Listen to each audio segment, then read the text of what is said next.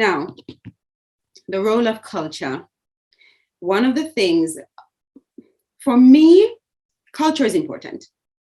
Inclusion, okay, let me speak to two sides, inclusion and personality. Hello and welcome to Obehi Podcast. I'm your host, Obehi A14, and I strongly believe that everyone has a story to share.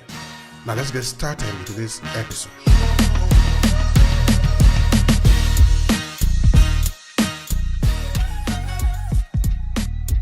Where do these fit in to include culture? I appreciate that there are cultural differences.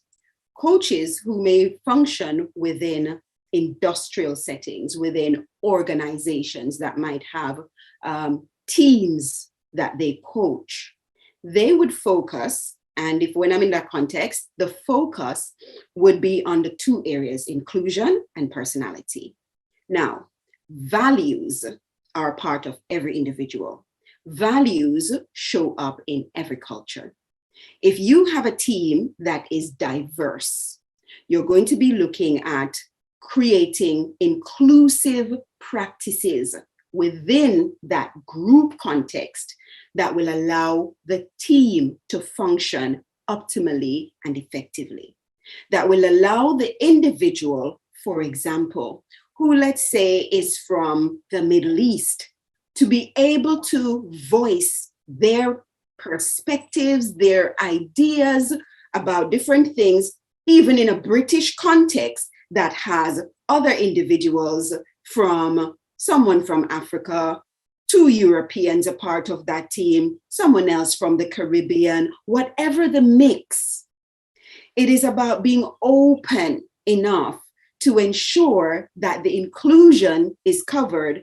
But listen to this now, the inclusion within itself allows for diversity, allows for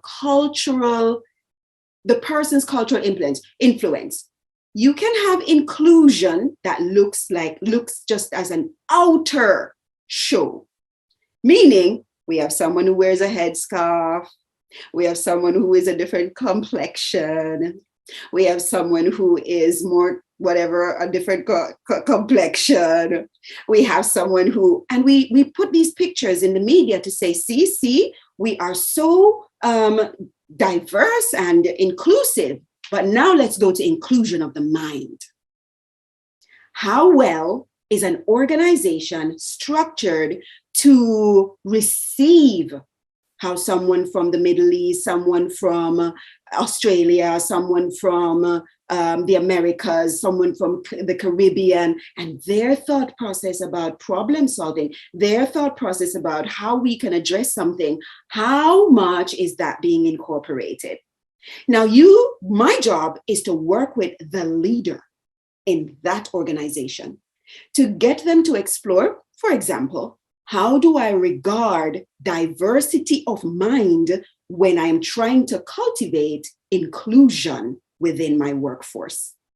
And so that will then take in the cultural practices of different places across the world, and depending on how diverse the team is. So it's inclusion in a special type of way. So for that leader, we might be going through things like what we call a DISC, a personality assessment. And from this personality assessment, it is looking at how dominant are you? How compliant are you? How influential are you? What kind of individual are you in your personality? How does that then play into how you relate to people?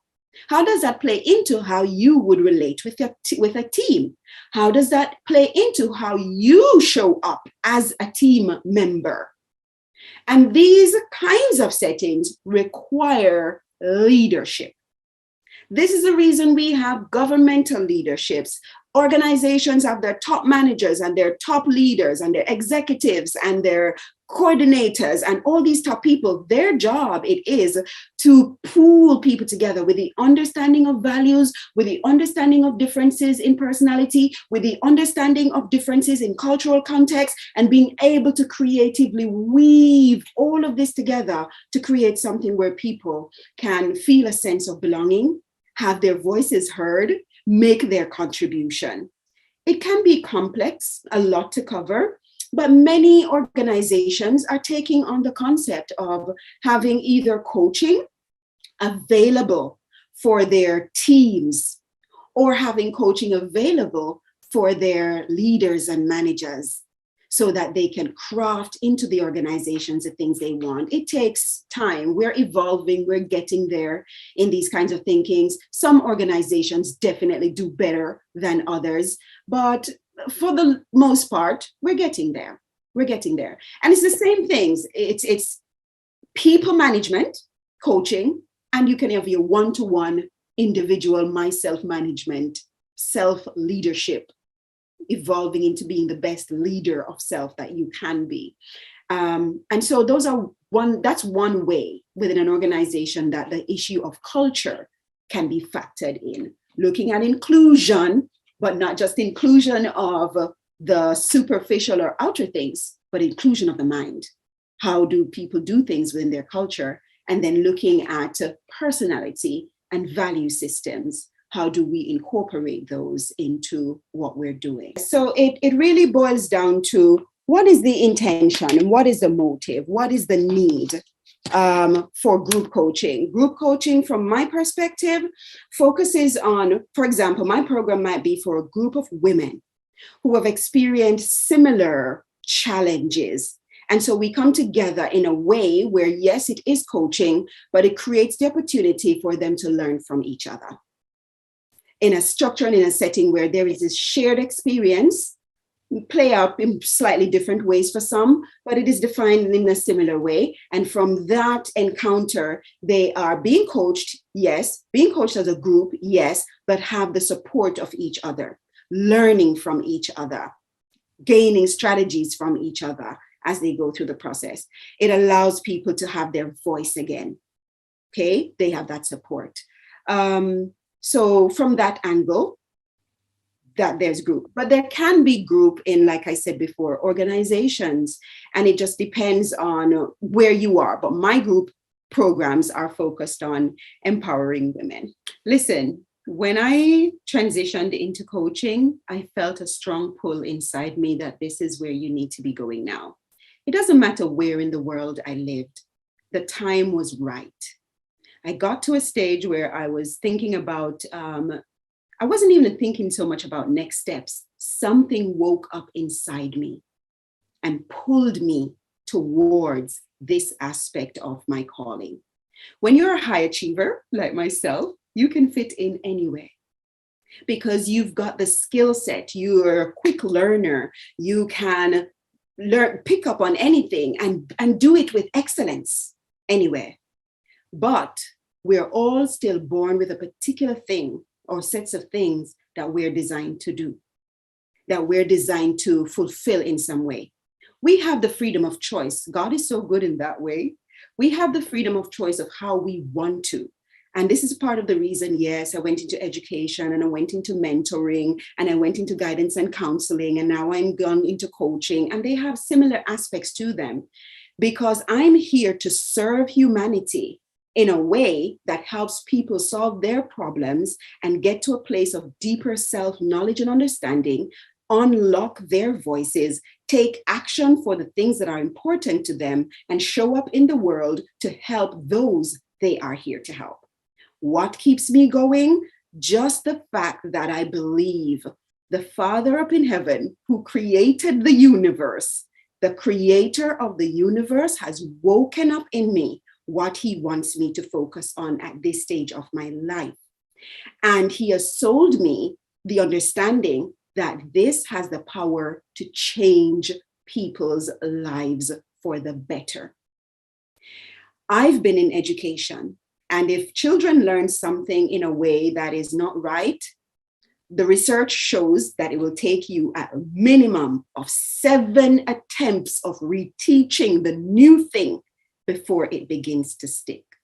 With coaching, the moment someone comes to that eureka moment, the moment where I told you like, I've been believing this and it's not true. The change is instant. It's instant. Yes, you may have to keep reminding the 16-year-old self that you're not there anymore. It's 26-year-old self that's in charge. However, that change is enough. That eureka moment is enough. The change in lives, the transformation, and the ability for that to influence generation after generation after generation, and knowing that doing what I'm called to do pleases the creator of the universe, that's what keeps me going. What's the last thing I would like to say? Listen, give yourself the opportunity to evolve into becoming the best version of you. You are worth it. You are worth it. And whether that is coaching, whether that is just detaching from probably social media for a while, intervals, finding a mentor, talking with somebody in the community who is older, give yourself the opportunity to uncover who you really, really are so that you can walk more fully into who you are and experience fulfillment and experience deep contentment. It's worth the journey. It really is. If you enjoy this podcast, make sure you subscribe so you never miss any of our future episodes. Rate and review Obehi Podcast and share with your friends who might need it.